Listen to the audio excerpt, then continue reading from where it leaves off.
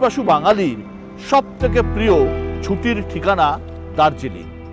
সমতলে যখন গরম, তখন সমতলের মানুষ ছুটি কাটাতে আসেন এই দার্জিলিংয়ে একটু ঠান্ডার আমেজ নিতে। যতটা ঠান্ডা এখানকার ওয়েদার, এখানকার আবহাওয়া, ঠিক ততটাই গরম পাহাড়ের রাজনীতি। লোকসভা ভোট এলেই পাহাড়ের রাজনীতিতে উঠে আসে জাত্যাভিমানের ইস্যু, গোর্খাল্যান্ডের দাবি, মাটির জন্য আন্দোলন।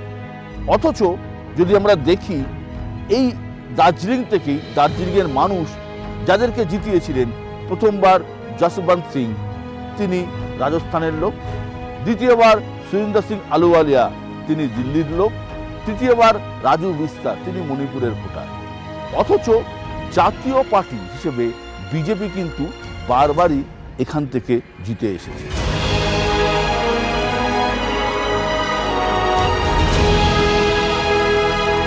দেখ, এটা শুধু বিজেপির দোষ না। যখন প্রথমবার গোর্খাল্যান্ড চুক্তি হলো, অর্থাৎ সুভাষ ঘিসিংয়ের সাথে রাজ্য সরকারের, তখনও কংগ্রেস যাকে জিতিয়ে এনেছিল তিনি পশ্চিমবাংলার লোক ছিলেন।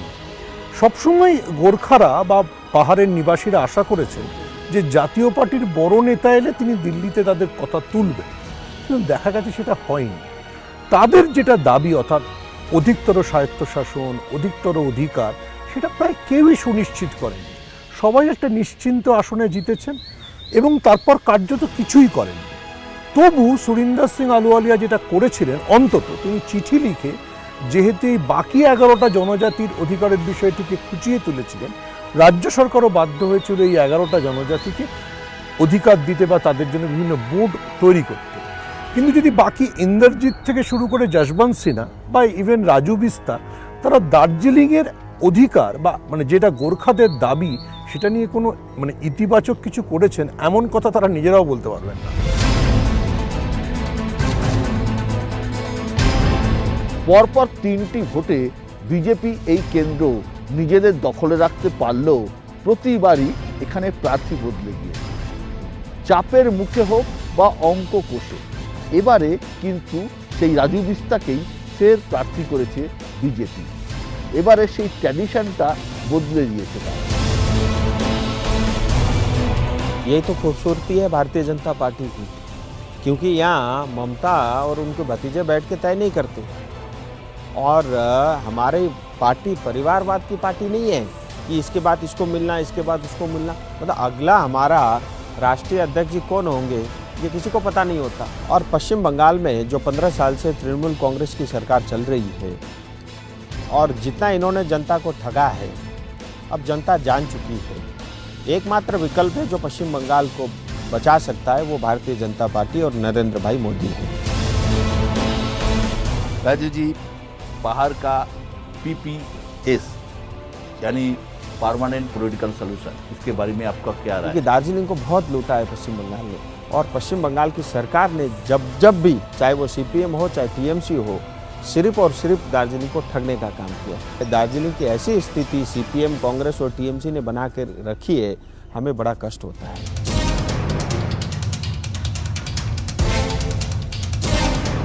देखिए, इस बार चुनाव में जैसे देश में भी विकास का वोट होता है, स्टेट में भी विकास का वोट होता है, इस बार पहाड़ में भी विकास का वोट होता है। बहुत साल से पहाड़ एक मूवमेंट में घुसला हुआ था और बीजेपी गवर्नमेंट ने हम लोगों को बहुत फेक प्रॉमिस दिया था। लेकिन इस बार हम लोगों ने बहुत संघर्ष किया। आप लोग सबको मालूम है कि इतना संघर्ष किया। 2017 से मैं गवर्नमेंट के साथ, मैडम के साथ मिलकर मैं काम करने शुरू हुआ और डेवलपमेंट विकास भी बहुत हुआ। तो आदमी लोगों को 7-8 साल में मैं बहुत रियलिटी पॉलिटिक्स में आ गया। सो अभी पहाड़ विकास की तरफ जा रहा है, प्रगति की तरफ जा रहा है, शांति के मार्ग में जा रहा है। तो मैं ममता बनर्जी को धन्यवाद देता हूँ कि एटलीस्ट हमारा बीजेपी पार्टी का गोरखा कैंडिडेट को TMC को सिंबल मिला। প্রথমে জিটিএ, তারপরে দার্জিলিং পুরসভা, তারপরে পঞ্চায়েত ভোট, কোথাও হালে পানি পায়নি বিজেপি। গত পঞ্চায়েত ভোটে বিজেপির নেতৃত্বে তো 9 দলের জোট হয়েছিল, কিন্তু সেই জোট রীতিমতো মুখ থুবড়ে পড়েছে পঞ্চায়েত নির্বাচনের ফলাফলে। তাহলে কি লোকাল বডির নির্বাচন এবারেও লোকসভা নির্বাচনে প্রভাব ফেলবে, নাকি লোকসভা নির্বাচনে জাতীয় দলের পাশেই থাকবে পাহাড়বাসী? देखिए, एक तो लोकल बॉडी मतलब पंचायत चुनाव हुआ था, 2 टायर पंचायत चुनाव हुआ था, बाकी तीनों म्यूनसिपैलिटी 2021 में ख़त्म हो गया, आज तक चुनाव नहीं हुआ। मैंने चुनाव आयोग को कहा है तत्काल ये जो पॉलिटिकल अपॉइंटी उनको हटाओ। तो पंचायत चुनाव हुआ था, हम लोग गठबंधन करके लड़े थे, करीब 350-400 सीट हम जीते हैं।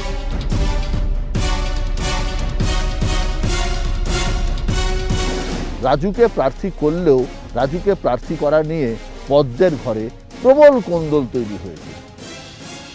রাজুর প্রার্থী পদের বিরুদ্ধে দাঁড়িয়ে গেছেন এই কার্শিয়াংয়েরই বিজেপির বিধায়ক বিষ্ণুপ্রসাদ শর্মা। ऐसा है कि जब लोकसभा का चुनाव होता है, बहुत सारे लोगों को मेंबर ऑफ पार्लियामेंट बनना होता है, उनकी भी इच्छा है, तो मेरी उनको शुभकामनाएं हैं। लेकिन मेरी शुभकामनाएं ये है कि वो लड़े और खूब जितना ज़्यादा से ज़्यादा वोट ले सकते हैं वो कोशिश करें। मुझे नहीं लगता 1000 से ज़्यादा वोट उनको मिलेगा। পাহাড়ের রাজনীতির একটা বিশেষ বৈশিষ্ট্য আছে। স্থানীয় নির্বাচনে বা লোকাল বডি নির্বাচনে যাকেই ভোট দিক না কেন, পার্লামেন্ট নির্বাচনে সবসময় জাতীয় দলকে ভোট দেয় দার্জিলিংবাসী। 1957 সাল থেকে এমনটাই হয়ে আসছে। 2009 সাল থেকে পাহাড় তো বিজেপিরই দখলে। প্রথমে জসবন্ত সিং, তারপর আলুওয়ালিয়া, তারপর রাজু বিস্তা, 3বারই জিতেছে বিজেপি।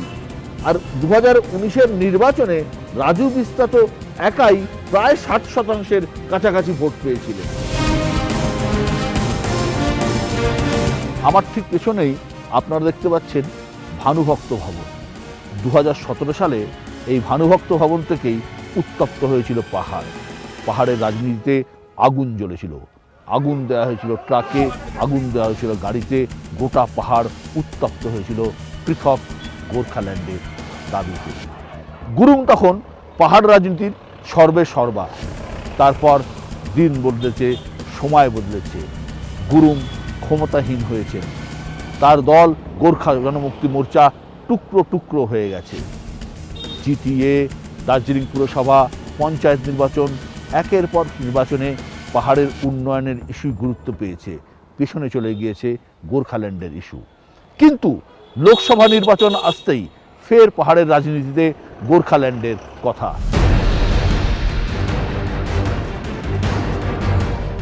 इतने साल से आप संघर्ष कर रहे हैं, लेकिन गोरखालैंड आपको क्यों नहीं मिलता है? तो संघर्ष तो मेरा शरीर का अंग है।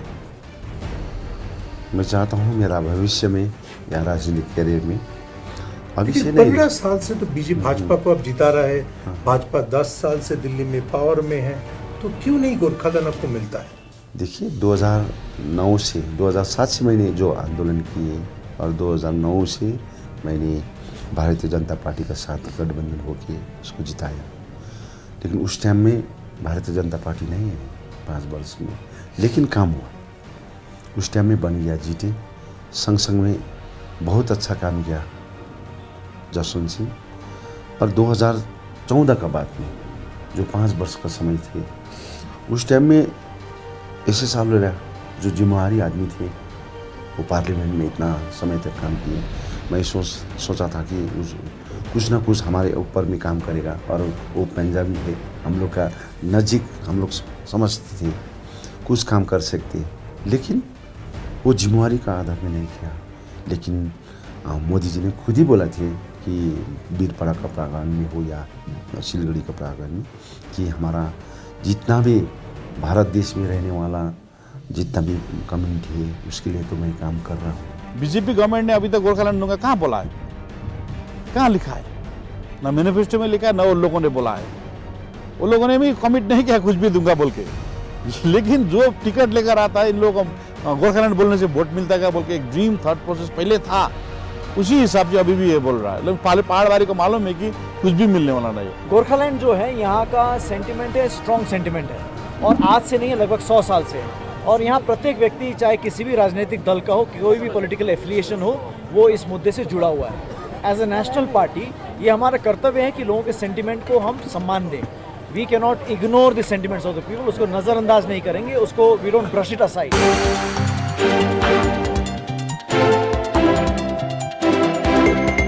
শোন, ভোট যখনই আসে তখনই আমি দেখি বা আমরা দেখি পাহাড়ের রাজনীতিতে বারবার যে ইস্যুটা উঠে আসে সেটা হচ্ছে পৃথক রাজ্যের দাবি, পৃথক গোর্খাল্যান্ডের ইস্যু। এটা পাহাড়ে বারবার উঠে আসে, অতীতেও বারবার এসছে। এবারেও কিন্তু নেতারা যারা ভোট প্রচারে আসছেন তারা একটা পিপিএস অর্থাৎ পার্মানেন্ট পলিটিক্যাল সলিউশনের কথা বলছেন এবং প্রধানমন্ত্রীও পর্যন্ত বলছেন যে তারা এবারে জিতলে একটা পার্মানেন্ট সলিউশন বা রাজনৈতিক স্থায়ী সমাধানের দিকে যাবেন। তা সেক্ষেত্রে কি গোর্খাল্যান্ডের ইস্যুটাই উঠে আসবে নাকি সেটা আবার চাপ কার্পেটের তলায় চলে যাবে? দেখ, গোর্খারা তো নিজেদের জন্য আলাদা রাজ্যই চায়, কিন্তু নরেন্দ্র মোদী এটা জানেন যে তিনি যত আসনেই জিতুন লোকসভায়, তার পক্ষে দার্জিলিংয়ের একটা লোকসভা আসনের জন্য যদি বাংলা ভাগের দাগ তার গায়ে লেগে যায় তাহলে দক্ষিণবঙ্গে বিজেপির আর কোনোদিন কোনো সম্ভাবনা থাকবে না। ঠিক যে কারণে 400 আসনে জেতা রাজীব গান্ধীও সুভাষ ঘিসিংয়ের সঙ্গে চুক্তিতে সই করলেও কোনোদিন এই ঝুঁকি নেননি, কারণ তিনি জানেন যে দক্ষিণবঙ্গে শুধু বিধানসভা আসন অনেক বেশি নয়, দক্ষিণবঙ্গে লোকসভা আসন অনেক বেশি। উত্তরবঙ্গে লোকসভা আসন 8টা, দক্ষিণবঙ্গে 34টা। ফলে বাংলা ভাগের তকমা কোনো জাতীয় দলই নিজেদের গায়ে কতটা লাগাতে রাজি হবে সেটা খুব সন্দেহের বিষয়। একদমই সঠিক কথা, কারণ এই বাংলা ভাগের তকমা যদি একবার গায়ে লেগে যায় গোটা দক্ষিণবঙ্গ এবং গোটা রাজ্য জুড়ে তার একটা প্রভাব পড়বে, এ নিয়ে কোনো সন্দেহই নেই।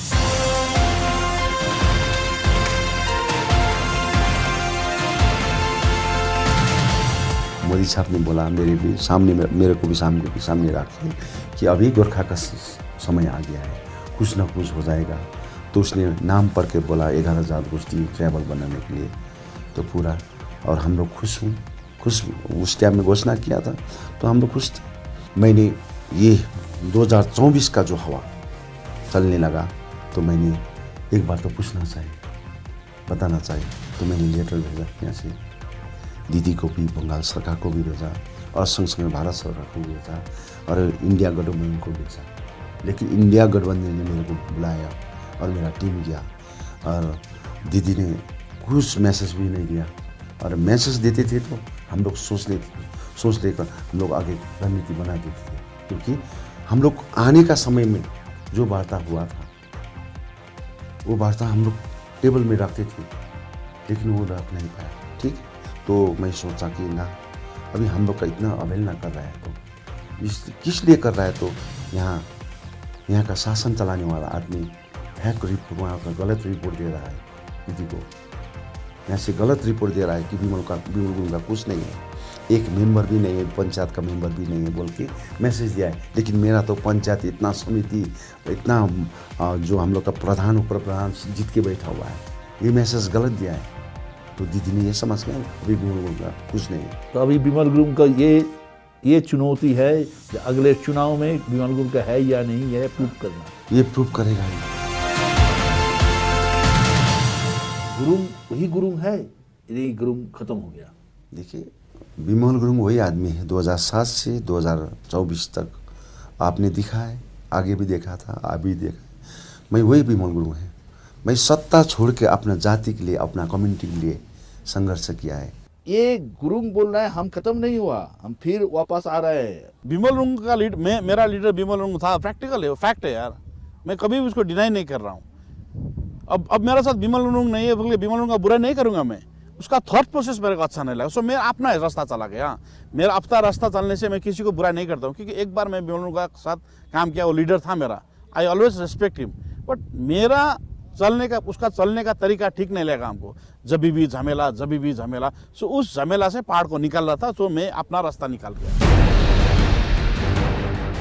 गुरुंग जी, अजय एडवर्ड ने अभी एक इंटरव्यू में बोला कि अनिल थपका कितना दूर तक जा सकते हैं, वो अरूप विश्वास को पहचानते हैं, विमल गुरुंग किसको पहचानते हैं, ज़्यादा से ज़्यादा राजू बिस्ता को बोलेंगे, लेकिन मैं तो गांधी परिवार के पास पहुंच गया।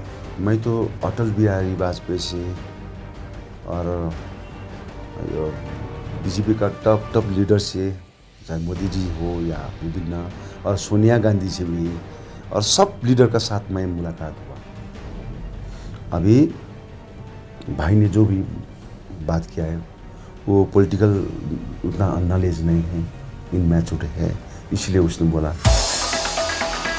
पिछले चुनाव में 19 के चुनाव में विमल गुरुंग आपको खुल करके सपोर्ट दिया था, विमल गुरुंग का सपोर्ट आपको मिला था। इस बार गुरुंग जी का क्या?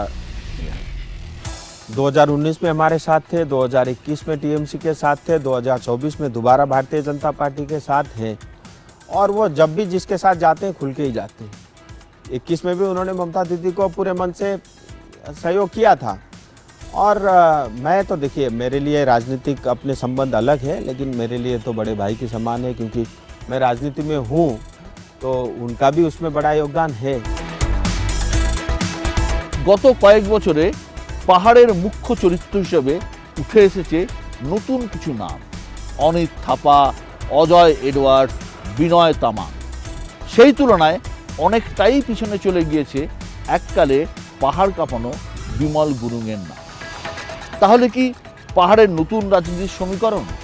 পাহাড়ে কি শুরু হচ্ছে অনিত থাপা বা অজয় এডওয়ার্ডসদের জমানা, নাকি লোকসভা ভোটের অঙ্ক ঘুরবে গোর্খাল্যান্ডের দাবির চারপাশে?